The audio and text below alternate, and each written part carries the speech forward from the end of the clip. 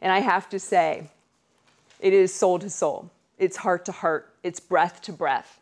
It's life to life.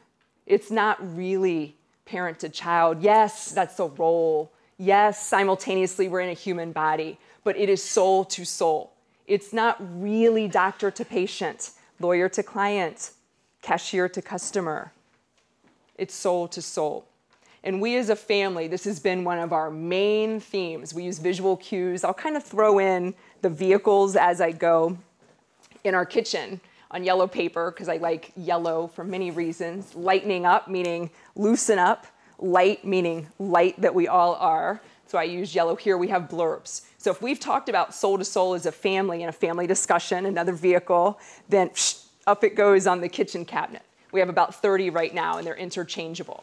Former fourth grade teacher, yes, I own a little laminating machine. I laminate it, I cut it out, you know, and there it is. And so when you get out of glass at our house, you're going to see soul to soul versus roll to roll. And that's a way to integrate it into the home. We also, as a family, for 30 days, we had a soul to soul little poster versus roll to roll. And we practiced notch, 5 days, notch, day after day. Can you enter the world? And just through observation, you don't have to say anything. Can you look at another and can you sense the larger aspect of who they are? The soul to soul. Can you go beyond?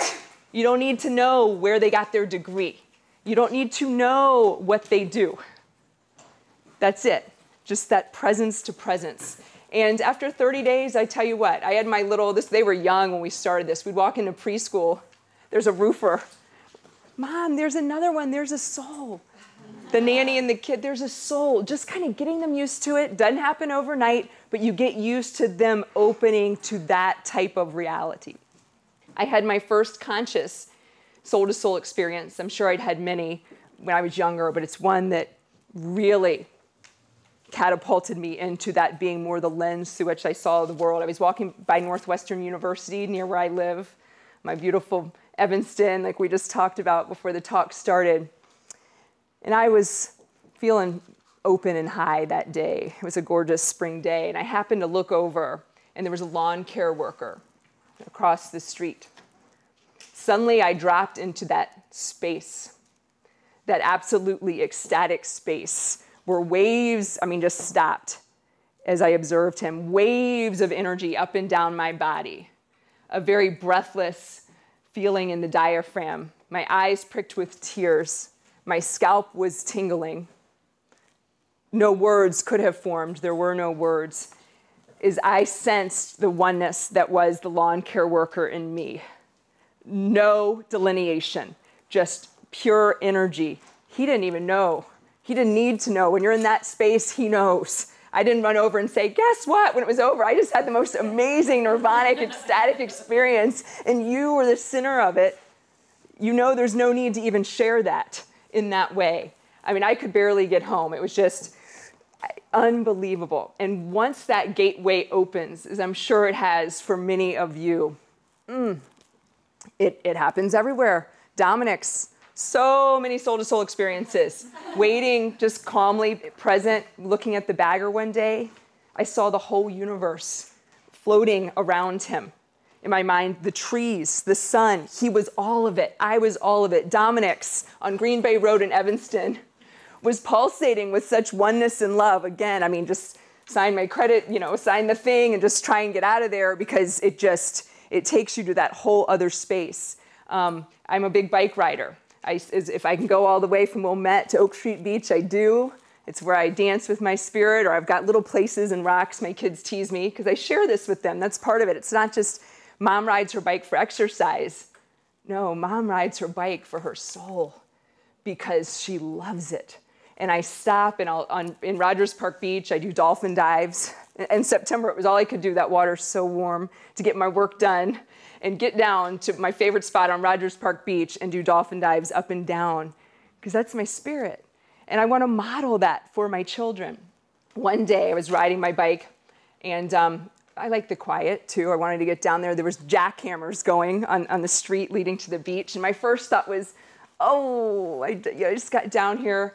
But I sat on my bike and I watched these men working And they were actually kind of enjoying it. They were laughing. I mean, a job that a lot of people would think, who wants to do that? Loud, and you're up and down.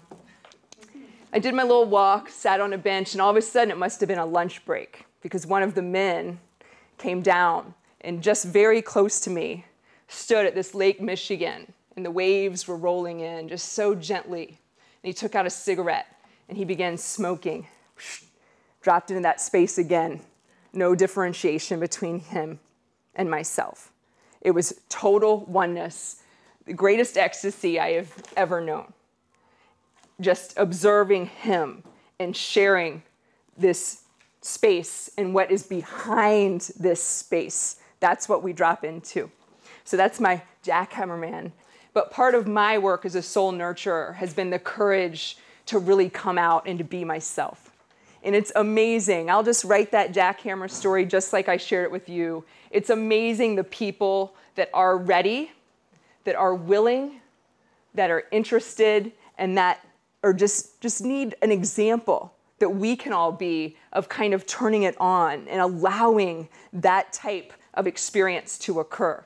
Many people out there don't even know that that's available to them to drop in to the total consciousness in the way that I'm describing. And I find that very exciting in 2013. There are enough of us, it's building, that soul to soul can become the way. I spoke to middle schoolers in St. A's and Evanston. They were very much what we're talking about here, except broken down, a little bit more digestible bites for them. And of course, I had the big posters with glitter and soul to soul. You know, we gotta pull them in. They were wrapped, really wrapped. I had them share a breath. I had them look into each other's eyes. I had them give the other person permission to be fully themselves. So from that experience, these are 6th, 7th, and 8th graders. And I've got a 6th grader in my house. They're more ready than we think. And we talked about bullying. A bullying is someone who simply does not remember. That's it. That doesn't mean you don't protect yourself. It doesn't mean you don't speak truth. It doesn't mean you don't go and talk to your parent or principal. But there's an understanding always, once this is opened, of being able to attach to the larger perspective.